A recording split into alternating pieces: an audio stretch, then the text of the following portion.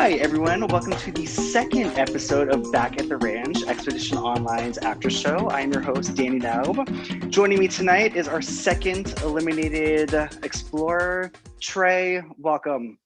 Thank you. Thank you so much for having me. I'm looking forward to chatting about everything. How are you feeling? I'm feeling good. I felt really bad after the vote happened, and I think you can kind of tell that I felt really bad, like immediately after the votes were in. But having the day and talking to more people about it, but it's been cathartic, and I recognize not only what I did wrong, but also what was out of my control. Yeah, well, we're going to get into all that. So thank you for joining us. Let's go all the way back to the beginning. So describe hearing that you were chosen to compete in the first season of Expedition Online. It's so cool. Like that's so neat. I didn't know anything about the prize or anything like that. I've always adored kind of this style of game, this kind of social strategy hybrid game. And knowing that Rob and Tyson were going to, in a way, be integrated and have something to do with it, kind of like gave this an air of legitimacy that I knew I really wanted to be a part of, and I was so happy and thankful to be a part of. No, totally. I think we were all ecstatic when we found out that they wanted to jump on board. Yeah. So back to, here we are on night one, and literally Boston Rob, like the Boston Rob and the Tyson are live watching your videos and handpicking your teams. So you were handpicked by Boston Rob. Like, were you excited about being on his seat or his party, or like, what were you thinking just that night? So I was saying because I was talking to my sister about it. My sister was like, Trey, what team do you think you're going to be on? And I was like, I think I want to be on Tyson's team, but I know Rob is going to pick me. I know for a fact Rob is going to pick me because I feel like there's a certain category of person which Tyson and Rob like kind of gravitate towards. Being on Rob's team, sick. I mean, he's a goat, like greatest of all the time. Good goat. The other kind, yeah. Greatest of all time. Yeah, so like that was really remarkable. Seeing them watch my video and having them live react to that and having them like say our names, and it's just so cool. It's so cool. For sure. Yeah. So obviously you guys were all able to watch everyone's videos while you were being chosen. So what were you like? Do you have any first impressions of the rest of your party? People you thought you were going to work with, or you're like, oh, that person I would never. Yeah, I got good vibes from Jake right off the bat. Him being kind of like super goofy in his video, that kind of matches my vibe. And I'm a musical theater major, and I kind of got that musical theater major sort of vibe from Jake as well. I also I liked Sam a lot, and I liked Owe a lot. So those were the people that going into it, I was like really excited to get to know and get to work with. Sure. And I took notes for everybody, but those were mainly the three people that I was really excited to see. Nice. So talk to me about the strategy. So obviously your party's chosen, and then you have essentially from about like 10 p.m. till midnight to video chat as a group and get to know each other. Yes. So what were you thinking in that time? And I'm wanting to know why you were the first person to leave.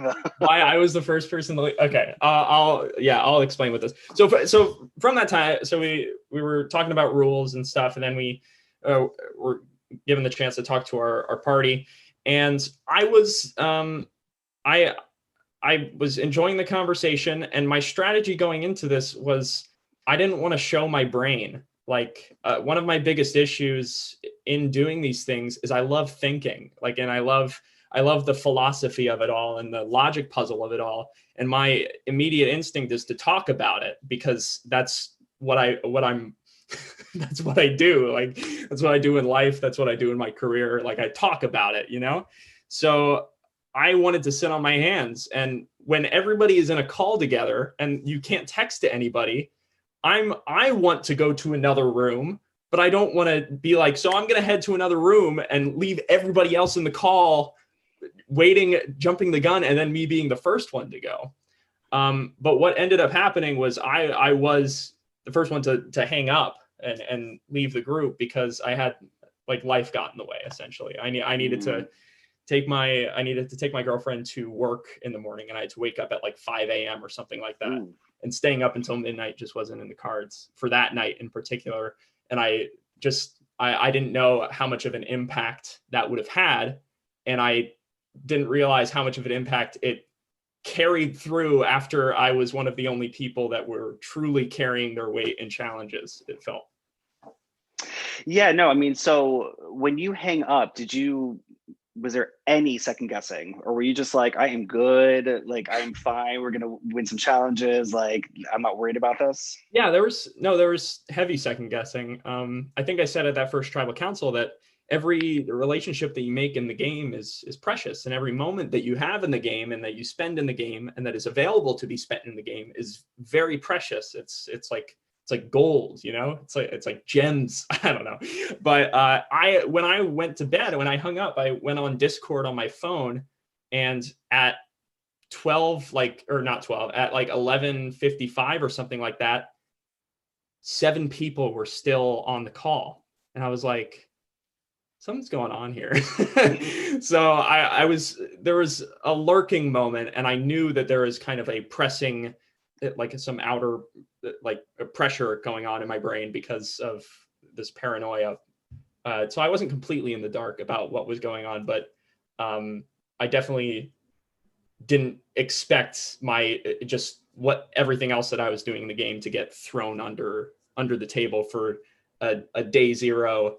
All right, these are just going to be the first people to go, period, type things. Yeah, no, for sure. So going into the first challenge, our first challenge that we have is called First Impressions. Mm-hmm. Essentially, for that challenge, as a party, you all were going to choose who you thought was a leader, and then that leader was going to divide the remaining 8 of you between mental and physical challenges. So you chose Brandon. Yep. It seems like that's the majority. Why were you thinking Brandon?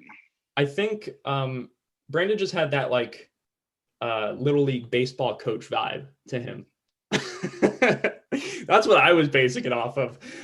He also was kind of like the one that was like delegating conversation and like leading conversation the first day, which I was like, you know what, if it's not me, if somebody wants to be loud, I'll just kind of I'll sit back and I'll let someone listen. I'll be the listener, you know? Yeah. So I was grateful to pass that torch, and I just had assumed that everybody else felt that way, and it was clear. Yeah. And so he chooses you to be the math challenge. So were you feeling good about his decision? Was there any reason why he would immediately think that you were like the math guy? So okay. So here's my reason. Here's me defending Brandon for making that decision, because I think that decision was completely baseless. So, because I was talking earlier about how, I'm a tap dancer. I dance, like I am a musical theater major, and not to pigeonhole all of us, but musical theater majors and actors typically aren't the best at math, aren't the best at, crunching numbers, you know what I'm saying? So that's what I was talking about before that, but I was also talking about how I'm great at puzzles. So what I assumed Brandon was thinking was that I'm good at puzzles, therefore solving a math problem is kind of like a puzzle. So put him on math. And that ended up being the right decision, because I'm very good at math, despite that. Well, I was going to say, like, you obviously are up against Taryn, or Taryn it up, as she likes to be called. And how did you do? I destroyed her. Like it was a complete blowout. I smoked her, mixed her. What are the kids saying these days? Don't look at me. I don't know. So obviously he made the right decision. You kicked butt in that challenge. Yeah. Was there, if you had to choose another one, like if you were choosing for yourself, was there one in particular that you thought that like that was the one that I would have chosen for myself? Or based on what I was talking about before, the spinning one, probably. I was going to say, I would have killed that. Like I do triple pirouettes in my sleep. Yes. Oh my God. That sort of thing.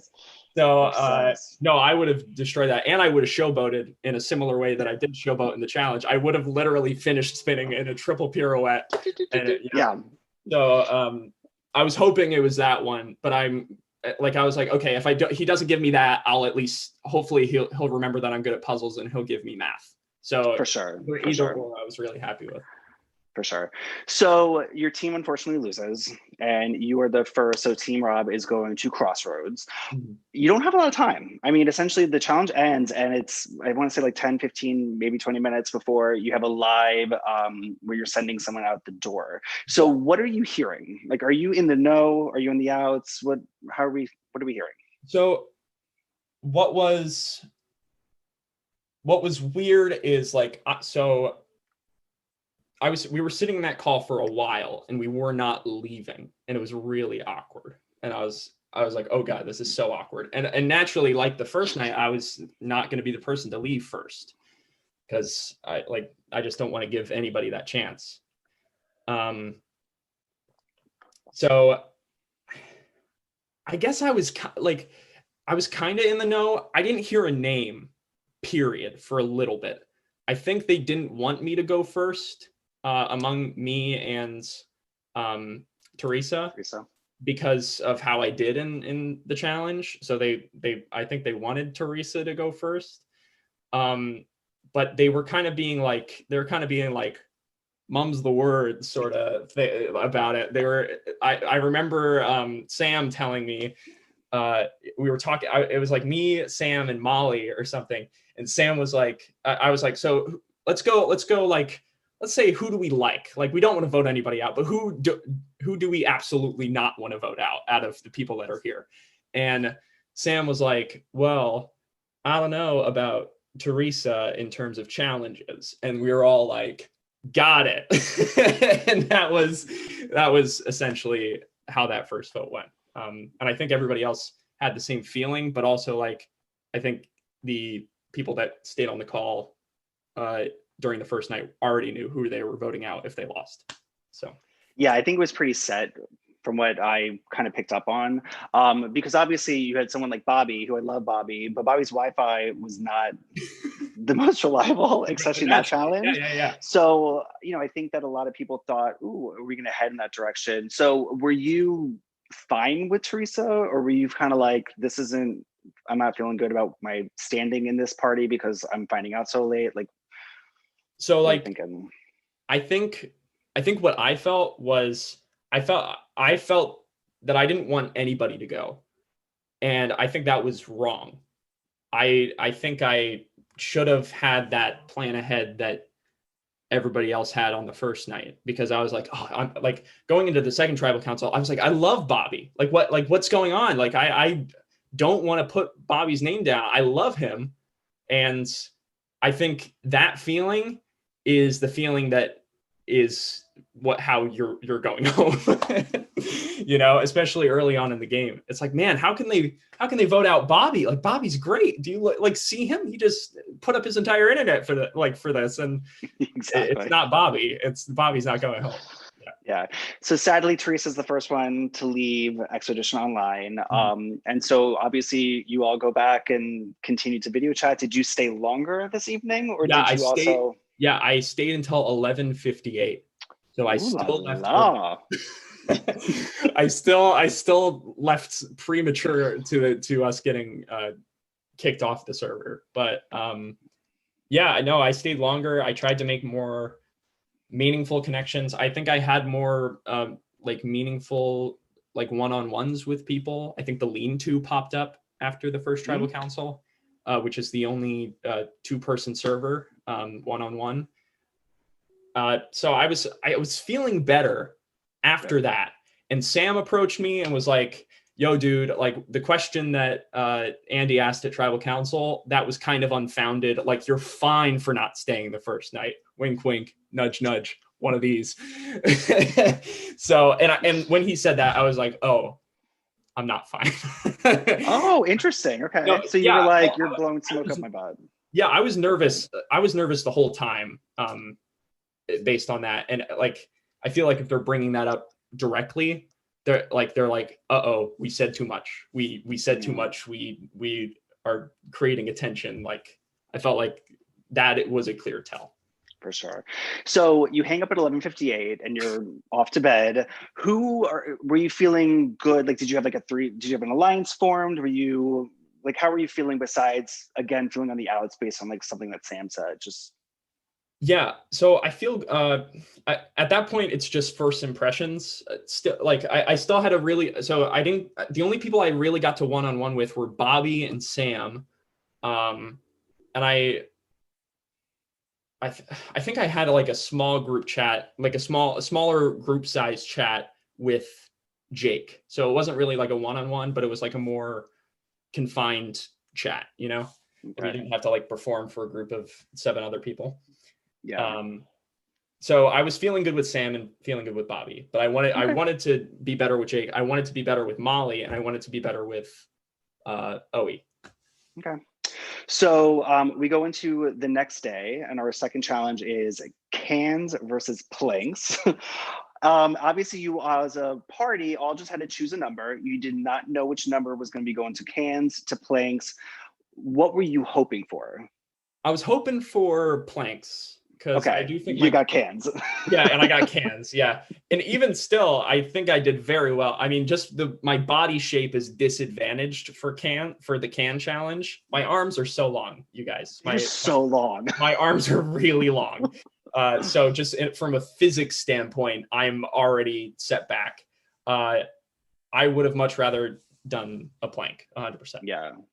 So who were you up against in Team Tyson? Because I know it was like a one-on-one can challenge. Do you remember who you were up against? I was up against Jordan, who ended up outlasting all of us. So, and he was like doing squats willingly. Yeah. Like I'm sure you couldn't watch, but he was just taunting you all because he was just like, I can do, like he was I mean, solid. So, okay. So you lasted, I think I wrote down like 18 minutes. That's insane. First of all, crazy. Like, that's really good. And I think you were just up against a beast, but just try to describe for our audience, like how difficult, because it looks like you're just holding 2 cans and it's like, how hard can that be? But like, yeah, this isn't your frat party. You're not Edward 40 hands holding out, like having a good time all night. It's hard. Like I would say I was, if I was just doing this in my room, which believe me, I frequently hold cans at arm's length in my room just by myself. If I was just doing this in my room, I probably would have dropped at like 3 minutes, let's say, if I was like really, really trying. But I like at about 6 minutes, I was like, this is getting tough. At 9 minutes, I was like, this sucks. And I'm shaking. Like my arms are shaking. And then at like 14, 15 minutes, which by the way, I didn't have a timer in front of me. This is just how my body clock interpreted what was happening. At like 14, 15 minutes, my whole body was shaking. And in order to keep myself like held up like this, I had to like, I was counting down from 10 and then going to 7 and then going back up to 10. So I was like doing 10, 9, 8, 7, 10, 9, 8, 7, telling my body like, dude, you only have 10 more seconds left. Hold on, but never reaching 0, essentially. Nice. So I knew I was only going to drop if the moderator told me my arms were too low, because I couldn't, like, you can't really clock it when it's happening because you've been staring at the same essentially frame for 20 minutes. So it's like hard to discern whether or not your shoulders are like your hands are at shoulder length. But no, it's pain. It's pain is what it is. So in watching that challenge, it looked like you were constantly glancing back at your computer screen. So could you see how well Jordan was doing, or could you not really see anything? Yeah, no, I saw how well Jordan was doing. I saw how Taryn was holding her cans, and I was like, that doesn't look like anything. And she had some commentary. Yeah, all of her commentary. Yeah, I wish I had turned down my volume so I could focus better, because I didn't realize that everyone would be so chatty. I was being chatty because I was trying to muster that same focus that Taryn was seeming to have as she talked the entire challenge. I was glancing back and I saw how steady Jordan looked. But like when people were like, he's shaking, and they weren't talking about me. I was like, I can't see how, like, physically how anybody is doing, you know? Yeah. Like, I know Jordan probably wasn't, but I couldn't, when everybody dropped out, I couldn't see that they were showing any signs of defeat. Yeah. So unfortunately, the moderator calls you for your arms being too low. Team Rob again loses their second challenge in a row. You all have more time. You know, this is not like a 10-minute decision. You have essentially 3 or so hours to discuss. Yeah. And it seems like pretty fast you all spot that it says lean in clue. So talk to me about that discovery and how fast were you to that? Because for anyone watching at home, this was for a clue to a compass, which is similar to an immunity idol. Probably can't say that phrase, but similar. Ish. So what were you like? How fast did you find it, and what were you thinking? Okay, so I saw the clue. So it was called the lean clue, and I think I was alone at the time. I think I was like in a channel alone at the time, and I went there. And then I went back up to the shelter and I said, hey guys, it changed to the lean clue. And then I tried to go back down in and I couldn't get back in because somebody was already in there. And once again, in the same frame of mind where I was like, well, I don't want to bring a target to myself because this is going to, like, doing something like this is going to get me axed. I didn't even get a chance to get the clue like firsthand. So what I did was I was like, I was in a chat with Brandon, Sam, Owie, and Bobby, I think. And they were talking about the clue and they were like, who all got the clue? And I was like, I did not. And Bobby was like, I did not. And the other 3 did. And the other 3 expressed how they couldn't find it. And I was like, okay, guys, listen. I didn't see the clue. I have nothing to do with the clue. I like put my hands up. I was like, I'm very good at solving puzzles. And if this is a puzzle, I'm going to find it instantly. Like, I will find it immediately. So if you can tell me the clue, I will literally give one of you the compass. And this was like my Hail Mary. I knew something like fuzzy, something funky was going on with what the vote was going to be. So I was like, I need to like build trust in some way so I can just get all of this off my back and help the tribe in some way. So I went into a one-on-one with Owie, and Owie told me what the clue was, and I found it instantly, and I was too late because somebody else had already found it. So, and then the second I was like, oh man, they like, I was like, Andy texted me back and was like, you are too late. Somebody has already found the compass. I said that to Owie. I was like, yeah, he just messaged me. Somebody already found the compass. She didn't even say, that sucks. I'm sorry, dude. Or like, goodbye. She just left the call and went back to camp. And I think it was in that moment where I was like, that's not good for me. Yeah. That's what hurt, especially because I know that there is sort of like this pre-merge, post-merge mentality in terms of how you're voting someone out. Because sometimes, like in post-merge, you kind of have to take, like, you got to give it some TLC, every person that gets voted out, because they might be a jury vote for you to win. But pre-merge, there's no jury. Like, you can kind of just throw caution to the wind and be like, I don't need to tell this person the truth. Like, I can do whatever I want. I have the numbers. Yeah. And that's what that felt like.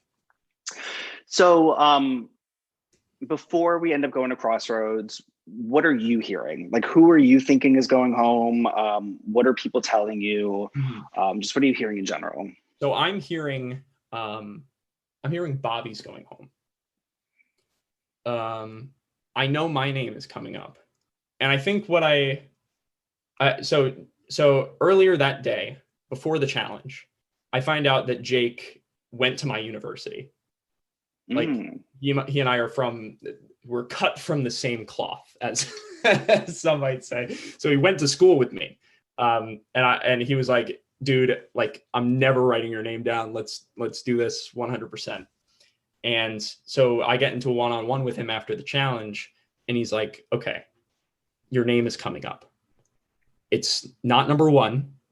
It's number 2 next to Bobby, but I'm not going to write your name down. So I was like, dang it, like sincerely, like, dang it. I know one person is no army in this game. So hearing him say that your name is number 2 is kind of like saying your name is number 1. Like that's what it feels like. So, but I'm hearing Bobby from everybody else. Okay. And oh, sorry, go ahead. No, you go for it. Well, I was going to say too, obviously you didn't find the compass. Did anyone willingly admit that they found the compass, or was it a hit? Like no one at this point knew. Do you have an idea of who you think may have gotten it? So I thought Sam got it because immediately after he got back from getting the clue, I saw him typing. And I was like, oh, he's typing. And then I saw Owie typing. So I thought that it was either Jake and he wasn't telling me. I thought it was Owie and she wasn't telling me, and she was in the call with me and was just feigning it, you know. And I thought it was Sam and he wasn't telling me. But they all denied it. And then I had a conversation with Molly, and I heard from the grapevine that Molly liked doing these things.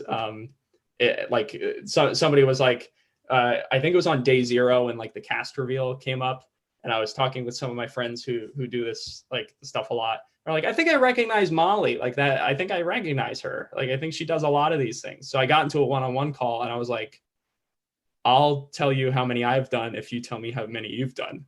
And she was like, I've done 6. And I was like, I've done 4. I was like, we know how much this means to us. We know how much this exact opportunity means to us. I want to go far. I want to do this. Like, this is important. And as I was like wondering who might have the compass, I was like, she's playing like this is her first time. Like, she's 100% playing like this is her first time. And she's doing it so much better than I am. And then I was like, I think it was at Tribal Council where I was like, Molly has it.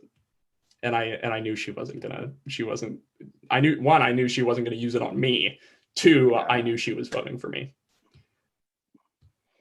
So we're at Crossroads, and unfortunately, you are the second person eliminated. Yeah. Were you shocked? Because obviously you were told it was going to be Bobby. You voted for Bobby. Like, how are you feeling like at this time? I don't think I was. So like I knew like my name was coming up. I guess I was kind of in denial when like the votes were being read. I feel like if I knew for certain, which I do feel like I knew for certain, but I don't know why I locked up, I would have said something before the votes were cast, you know? And I guess that is a message to future players where if you feel like you're going home, it's better to feel like you're burning 5 bridges than it is to be like making your case, you know? I think I felt like I knew I was getting a lot of votes. And yeah, it was just sucky. I mean, I'm glad that like Brandon and Jake stuck with me. I think even if it may have been for selfish reasons, if they thought I had the compass and they were like, oh yeah, we had your back the entire time, but like knew I was going home and should have just like, if they had my back, they would have told one person not to put my name down, you know? Yeah. So, unfortunately, you have been eliminated from the game. Who from your party, since you obviously haven't really spent any time with Team Tyson, who from your party do you think is in the best position to go far in this game? Who are you rooting for? I think Molly is in the best position to go far. And I think I would say I'm rooting for Molly, and I'm rooting for Jake just for the sake of me having some wild buddy with Jake. Exactly. That's Yes. what's crazy about these online games. You meet people, you're like, wait, we went to the same school? Like, I that's know, nuts. it's Okay. wild. Yeah, that was just absolutely crazy. So Yeah. So Trey, unfortunately, your time was cut short. This has been a blast getting to know you more. I'm glad that the audience here is getting to see a new side to you. Do you have any final thoughts for anyone that's watching right now? any final thoughts? Wow. Oh geez. I wish I could sit here and impart some groundbreaking wisdom from this 23-year-old musical theater brain. I'm fresh out of I'm fresh out of wisdom. I guess I can say if you're ever gonna do one of these things, just play to make friends. It's a great way, especially now. It's a great way to make friends, honestly. And don't play to win because you get sad.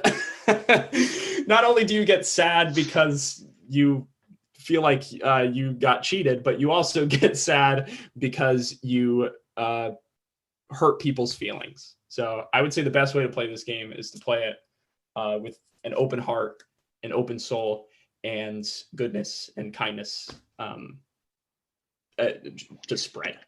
Yeah. Trey, that was so good. That was really, yeah, those are some really good final words. Again, thank you so much for taking a chance and playing the very first season of Expedition Online. I'm excited to welcome you to what we call the fun side of the game. It's an incredible community. There's a lot of, fun people, a lot of games we played. Obviously, as a fellow musical theater person, more on the press agent side of things, so I'm not doing any pirouettes or anything. I know that we're hoping that the world gets back to normal soon. But Trey, thank you so much. Everyone at home, thank you for watching our second episode of Back at the Ranch. So much game to still be played. So everyone stay tuned and I will see you next time. So bye everyone.